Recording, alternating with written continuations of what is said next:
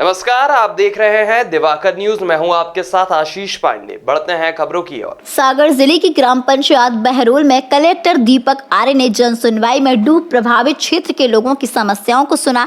ग्रामीणों ने समस्याओं के बारे में बताते हुए कहा कि उनके घर, जमीन और रोजगार के संसाधनों के डूब में आने पर शासन की ओर से उन्हें क्या सुविधाएं मिलेंगी, इसकी उन्हें कोई जानकारी नहीं है। साथ ही ग्रामीणों ने कहा कि उनकी आजीविका का प्रमुख माध्यम खेती है और सर्वे के दौरान क्षेत्रवासियों की अधिकतम खेती को असिंचित दर्शाया गया है, जिसको सिंचित करवाने के लिए क्षेत्रवासी लंबे समय से संबंधित अधिकारियों के लगातार चक्कर काट रहे हैं, लेकिन कोई सुनवाई नहीं हुई। कलेक्टर ने सभी ग्रामवासियों की समस्याओं को सुनकर उनका तत्काल प्रभाव से निराकरण करने के आदेश संबंधित अधिकारियों को दिए। इस संबंध में भाजपा मंडल अध्यक्ष देवपाल सिंह के द्वारा भी कलेक्टर से लंबे समय से बात की जा रही थी।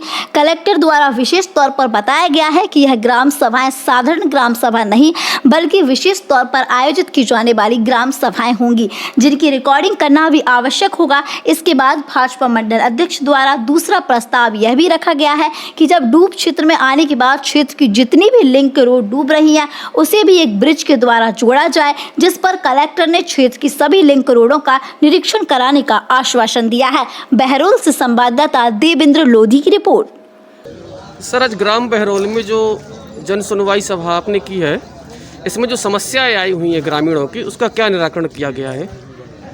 देखिए, बंडा परियोजना के अंतर्गत लोगों के कुछ समस्याएं थी, कुछ उनका भ्रम थे और कुछ मांगे थी। उनको लेकर के लगातार मांग आ रही थी और बार बार ये हो रहा था कि लोगों को वहाँ आना पड़ेगा। इसलिए हम लोगों ने आज ये कि सभी ग्राम के लोगों को यहाँ बुला, बहरोल ग्राम में ग्राम पंचायत भवन में बुला करके सभा की और उनकी जो समस्या उन्होंने बताई हैं उनको निराकरण करने का प्रयास कुछ को किया है, कुछ को उनका जो उनके कन्फ्यूजन है उनको दूर करने का प्रयास किया है और साथ ही प्रयास ये किया है कि उनको जो लाभ मिलना है वो उनको जो अधिकार के अनुरूप मिले, इसका प्रयास किया है। इनकी एक मांग ये भी है कि इनको ग्राम के आसपास ही कहीं बसाया जाए, बहुत दूर ना भेजा जाए। तो उसके संबंध में भी एक बार पुनः प्रस्ताव लेकर के और कोशिश किया जाएगा कि उनको आसपास रखा जाए।